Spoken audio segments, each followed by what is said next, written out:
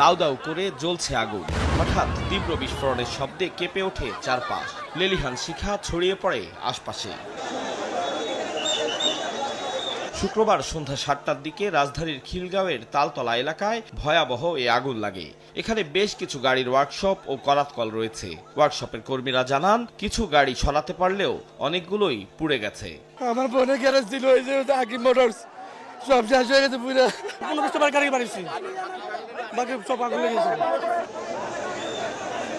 আগুনে ক্ষতিগ্রস্ত হয়েছে বিভিন্ন ধরনের 22টি প্রতিষ্ঠান। কিভাবে অগ্নিকাণ্ডের সূত্রপাত তা নিয়ে নানা ধরনের কথা বলেন এলাকাবাসী। আওয়াজের থেকেই দমদম করে আগুন জ্বলতেছে।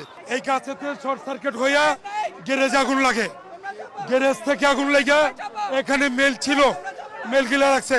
আগুন নেভাতে কাজ করে ফায়ার সার্ভিসের 9টি ইউনিট। ফায়ার ফাইটারদের আপ্রাণ চেষ্টায় রাত 9:30টার দিকে আসে নিয়ন্ত্রণে। কর্মকর্তা জানান, তদন্ত ছাড়া আগুন লাগার কারণ এবং উৎপত্তি স্থল বলা সম্ভব নয়। এখানে যে পরিমাণ গাড়ির গ্যারেজ রয়েছে, এই গাড়ির গ্যারেজের একটারও কোনো এই এলাকাটার পুরো আমাদের কোনো কমপ্লায়েন্স ছিল না। সুতরাং এইটার জন্য কিন্তু আসলে অনেক বড় ধরনের দুর্ঘটনা ঘটতে পারত। অনেকগুলো সোর্স হতে পারে। অক্সিডেন্ট শিখা বললাম, তারপরে থিনার পেইন্ট বললাম, তারপর সিলিন্ডারের আর বিদ্যুতের শর্ট সার্কিট থেকেও হতে পারে। সুতরাং এটা এখন বলা যাচ্ছে না, এটা তদন্ত সাপেক্ষে আমরা বলতে পারবো। আগুন লাগার পরপর এখানেও ভিড় জমায় উৎসুক জনতা। তাদের সরাতে বেগ পেতে হয় সেনা সদস্য ও স্থানীয়দের। আতাউর কাউসার, সময় সংবাদ, ঢাকা।